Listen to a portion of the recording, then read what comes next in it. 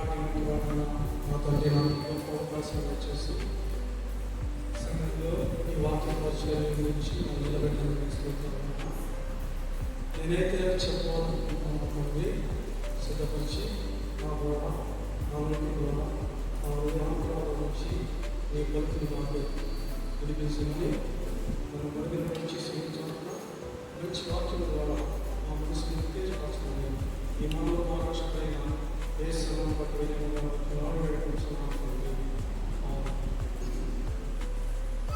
ఈరోజు దైవాంశం ఏంటంటే గొప్ప విశ్వాసం. నాకు ఇవ్వబడిన టాపిక్ ఏంటంటే గొప్ప విశ్వాసం. మరి సంఘ పెద్దలు, కమిటీ సభ్యులు, పాస్టర్ గారు మరి క్రిస్మస్ ఆరాధనలో కానీ గుడ్ ఫ్రైడే ఆరాధనలో కానీ మరి నా నమ్మకం నుంచి వాక్య పరిచయం చేయడానికి అవకాశం ఇచ్చినందుకు వారికి ముందుగా కృతజ్ఞతలు చేసుకుంటున్నాను. అయితే బైబిల్లో మన చిన్నతనం నుంచి సత్యం గురించి నేర్చుకుంటాం, మార్గం గురించి నేర్చుకుంటాం, ప్రార్థన గురించి నేర్చుకుంటాం, వాక్యం గురించి, ఆరాధన గురించి, జంతు గురించి, గుణం గురించి, విధానం గురించి బైబిల్లో ఎన్ని సత్యాలు నేర్చుకుంటాం. అయితే ఈరోజు నాకు ఇచ్చిన ఈ వాక్య సందేశం ఏంటంటే విశ్వాసం. ఈ బైబిల్ గ్రంథము ఆదికాండం నుంచి ప్రకటన గ్రంథం వరకు విశ్వాసం అనేది చాలా ముఖ్యమైన అంశం. విశ్వాసం అనేది ఒక మూల స్తంభం.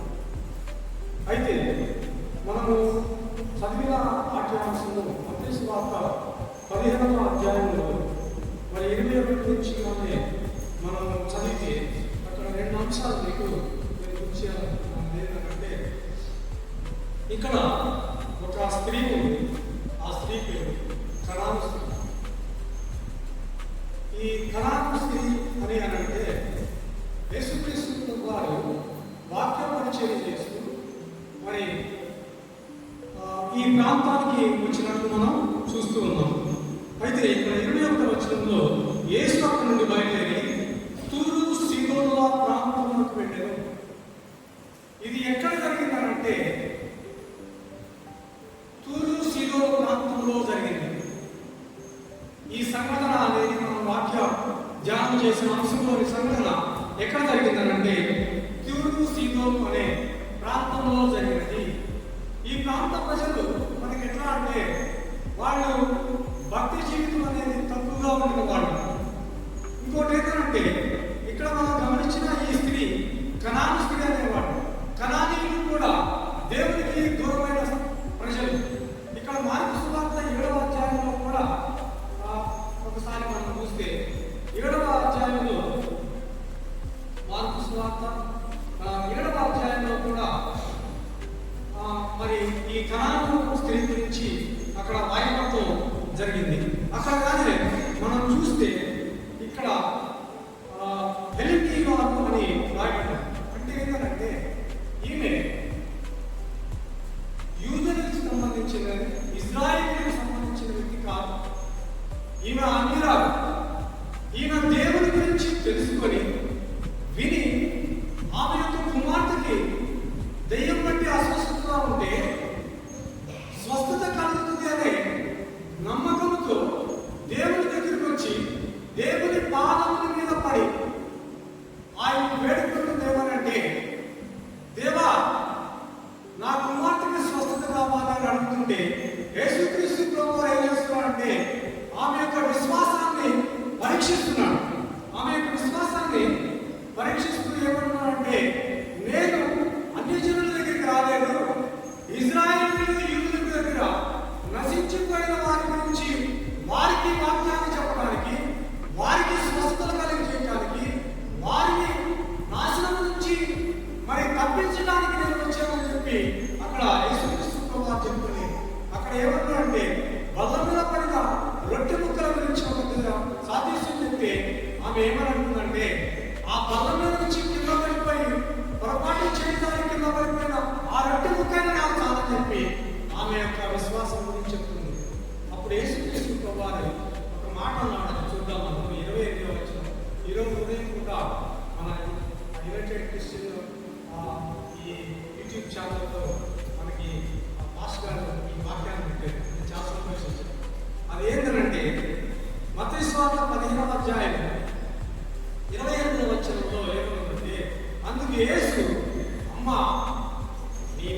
విశ్వాసము గొప్పది. యేసుక్రీస్తు వారు ఏమన్నారంటే, ఈమె అన్ని రాదు, ఈమె యేసుక్రీస్తుని తెలియదు, ఈమె చర్చికి వెళ్ళేవారు కాదు, ఈమె మరి కనాను స్త్రీ, ఈమె రోమీయుల సంతతికి చెందిన వ్యక్తి, ఈమె గ్రీకు వాళ్ళకు చెందినది. ఇంకా చెప్పాలంటే వీరు విగ్రహానికి, ఈ గ్రీకులు రోమనులు వీళ్ళందరూ కూడా ఏవైతే యూదులు కాని వారందరూ కూడా ఆ రోజున బయలు దేవతలను పూజించేవాడు, విగ్రహాలు వాడు, దేవుడికి తోడుగా ఉన్నారు. అటువంటి ఈ స్త్రీని యేసుక్రీస్తు వారు ఒక గొప్ప టైటిల్ ఇస్తున్నాడు. ఏంటంటే నీ విశ్వాసము గొప్పది. ఆ టైటిల్ అదే. ఈరోజు నా వాక్య సారాంశం యొక్క టైటిల్ ఏంటంటే గొప్ప విశ్వాసం. ఈ కనాను స్త్రీకి ఉన్నది ఏంటంటే గొప్ప విశ్వాసం.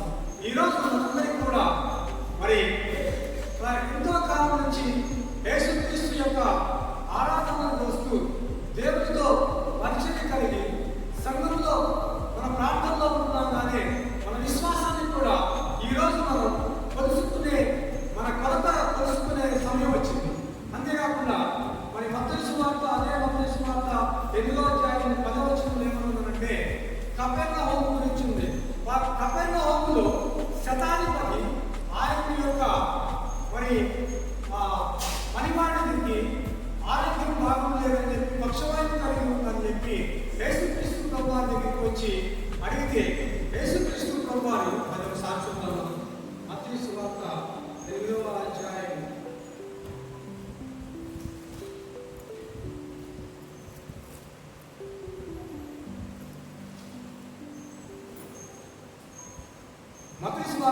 అధ్యాయం 10వ వచనంలో యేసు క్రీస్తు ప్రభువారు ఈ శతాధిపతి వచ్చి, నువ్వు మా ఇంటికి రావాల్సిన లేదు యేసయ్యా, ఒక మాట ఇక్కడి నుంచి సెలవిచ్చి అతనికి స్వస్థత కలుగుదని ఒక మాట చెప్పు అని చెప్తే యేసుక్రీస్తు ప్రభువారు ఏమన్నారంటే 8వ అధ్యాయం మత్తయి సువార్త 10వ వచనంలో యేసు ఈ మాట విని ఆశ్చర్యపడి రెండవ వచనంలో వారిని చూచి, ఇశ్రాయేలీయులు నేను ఎవరినైనాను ఇంత విశ్వాసం ఉన్నట్టు చూడలేదని చెప్తున్నాను. యేసుక్రీస్తు ప్రభువారు ఇంకొక మరి ఈ శతాధిపతి ఏమంటే, ఈ శతాధిపతి అంటే వీళ్ళు రోమీయులు, వీళ్ళు యూదులు కాదు, వీళ్ళు ఇశ్రాయేలీయులు కాదు, వీళ్ళకి దైవం గురించి తెలవదు, దైవం గురించి దూషించలేదు.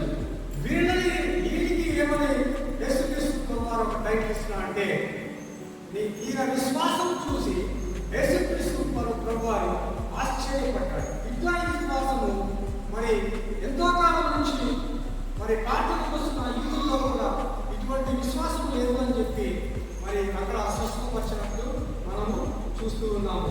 అయితే ఈరోజు ఈ విశ్వాసం గురించి యేసుక్రీస్తు ప్రభువారు మరి 2వ మాటలు చెప్పాడు. అది లూకాసు వార్తలో మనం చూద్దాం. లూకాసు వార్త 12:28. లూకాసు వార్త 12:28వ వచనంలో ఏమన్నారంటే అల్పవిశ్వాసులారా అని చూడండి. అల్పవిశ్వాసులు అంటే ఏంటంటే విశ్వాసంలో మోతాదు, విశ్వాసం ఎక్కువ ఉందా, విశ్వాసం తక్కువ ఉందా అనే మోతాదు గురించి చెప్తున్నాడు. యేసుక్రీస్తు ప్రభువారు ఏం చెప్తున్నారంటే అల్పవిశ్వాసులారా అంటాడు.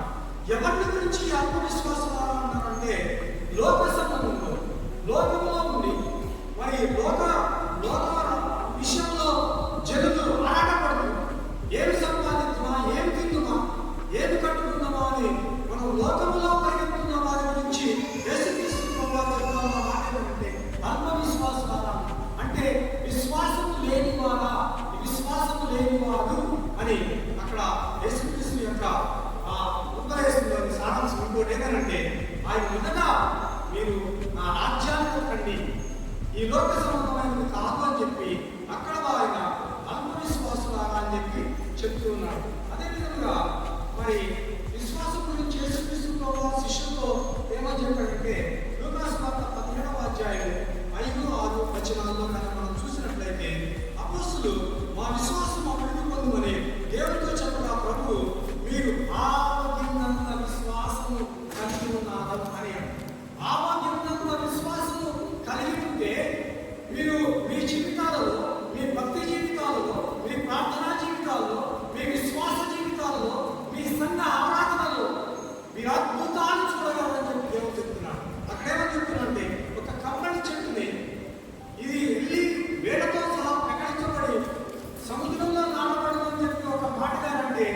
జరిగింది అని చెప్తున్నారు.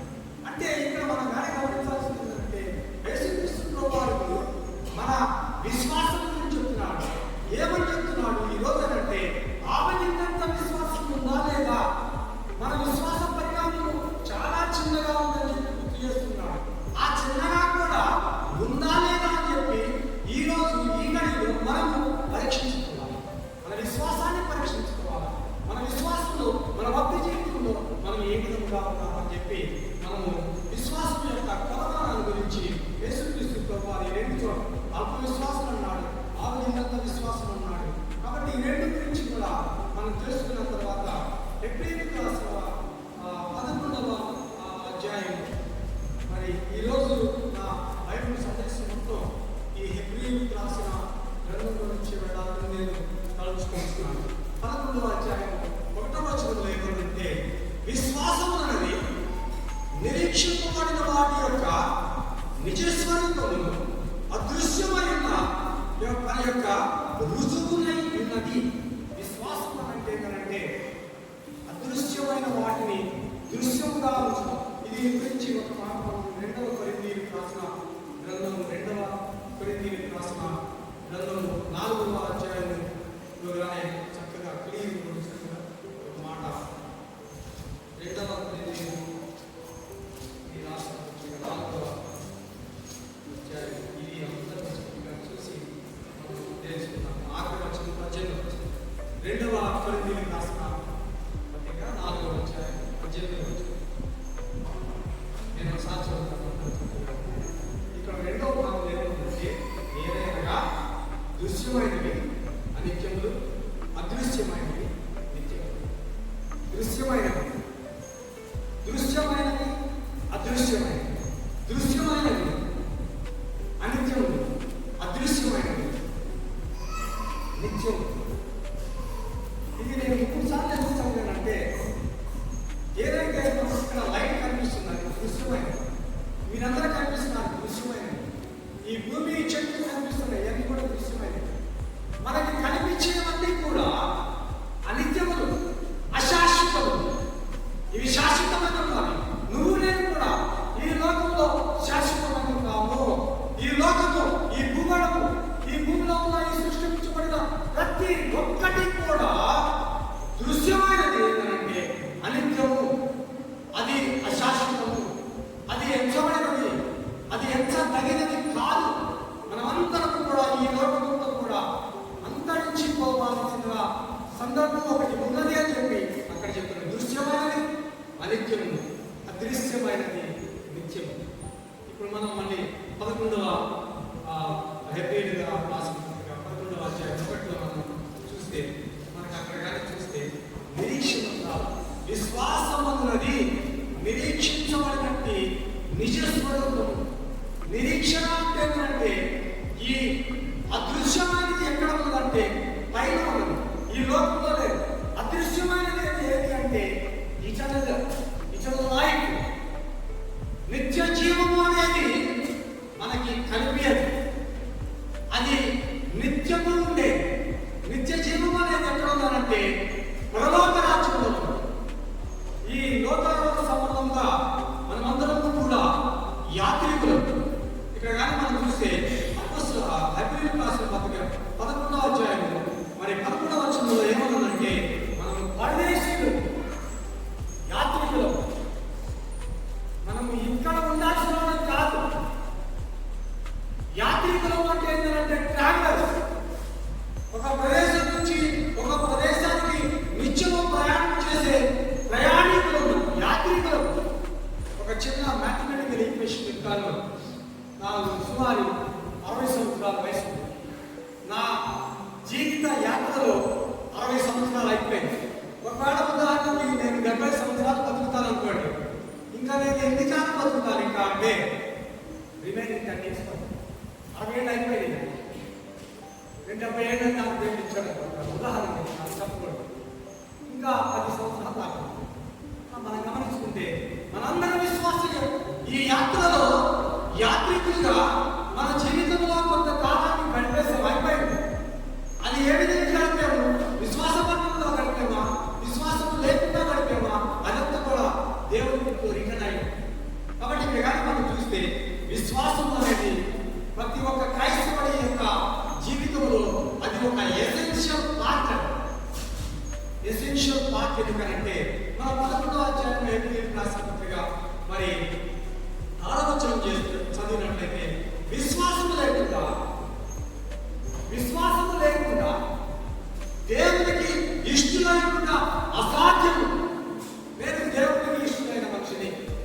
నేను దేవుని బిడ్డని, ఇట్లా గుండె మీద నేను చేసుకొని చెప్పగలుగుతున్నాను. ఎట్లా అంటే దేవుని బిడ్డని నేను నేను చెప్పగలుగుతున్నానంటే నీలో విశ్వాసం ఉన్నట్టు. నీలో విశ్వాసం అనేది కానీ ఉంటే నువ్వు దేవునికి ఇష్టమైన బిడ్డ. నువ్వు దేవునికి ఇష్టమైన వాడవా, ఇష్టం లేని వాడవా, నీలో విశ్వాస జీవితం ఉందా అనేది ఈరోజు మనం పరీక్షించుకోవాలి. ఏమన్నా అంటే యేసుక్రీస్తు వారు విశ్వాసం లేకుండా దేవునికి ఇష్టమైన అసాధ్యం. కాబట్టి ఇప్పుడు బైబిల్ గ్రంథంలో అతి ముఖ్యమైన ఒక ముఖ్యమైన విషయాలు, అతి ముఖ్యమైన విషయం ఏంటంటే విశ్వాసం కలిగి ఉండటం అనేది చాలా ముఖ్యమైనది. దేవుని యొక్క విశ్వాసం కలిగి ఉండాలా. దేవుని పట్ల ఎవరైతే విశ్వాసం కలిగి ఉంటారో వాళ్ళకి నిత్య జీవితం అనేది అనుగ్రహించబడుతుందని చెప్పి వాక్యం. ఇక్కడ కానీ మనం చదివితే మరి 11వ అధ్యాయం 2వ వచనంలో ఏమన్నదంటే దాన్ని బట్టి పెద్దలు సాక్ష్యం పొందిరి. పెద్దలు అని సాక్ష్యం పొందిరి అంటే ఎక్కడి నుంచి మొదలు పెట్టారంటే ఈ 11వ అధ్యాయం అంతా కూడా చదివితే, నేను 5 పాయింట్లు చెప్తాను, చెప్తాను. ఈ 11వ అధ్యాయం అంతా చదివితే మనకి చక్కగా ఈ విశ్వాసం గురించి చెప్తున్నాడు. ఈ విశ్వాసం గురించిన పెద్దలు ఎవరంటే 4వ వచనంలో విశ్వాసమును బట్టి ఏబేలు కయీను కంటే శ్రేష్టమైన ఫలించాడు. ఏబేలు మనం ఎందుకంటే మనం శ్రేష్ఠుగా అనుకున్నామంటే విశ్వాసమును బట్టి శ్రేష్టమైన ఫలించాడు. యేసుక్రీస్తు వారికి శ్రేష్టమైన బలిగా ఆ బలిని వచ్చారంటే ఏబేలు. మరి ఏబేలు ఇచ్చినట్టు మనం చూస్తున్నాం. మళ్ళీ కిందకి వచ్చింది కానీ మనం చదివితే విశ్వాసం ఆలోచనలో అక్కడ కానీ మనం చూస్తే హనోకు గురించి, హనోకు విశ్వాసం బట్టి దేవునితో నడిచి మరణము చూడకుండా దేవుని దగ్గరికి కొనుక్కోబడినాడు. తర్వాత వచనం కానీ 7వ వచనంలో చూస్తే నోవాహు జలప్రళయం నుంచి ప్రపంచమంతా కొట్టుకుపోతూ ఉంటే నోవాహు విశ్వాసం ఉంటే అతను కుటుంబాన్ని బతికించుకున్నాడు. కాబట్టి నెక్స్ట్ 8వ వచనంలో కానీ చూస్తే అబ్రహాము పిలువబడినప్పుడు విశ్వాసమును బట్టి అతడు పిలుపునకు లోబడెను. అబ్రహాము మనము విశ్వాసం తండ్రి, అబ్రహాము యొక్క సంతానం అని మనం గర్వంగా ఎందుకు చెప్తున్నాము? అబ్రహాము దేవుడు, అబ్రహాము యొక్క సంతానాన్ని దేవుడు ఎందుకు ఆశీర్వదించాడు? ఇసుకరేణులాగా, ఆకాశ నక్షత్రాలాగా ఎందుకు ఆశీర్వదించాడంటే అబ్రహాముకి విశ్వాసం ఉంది.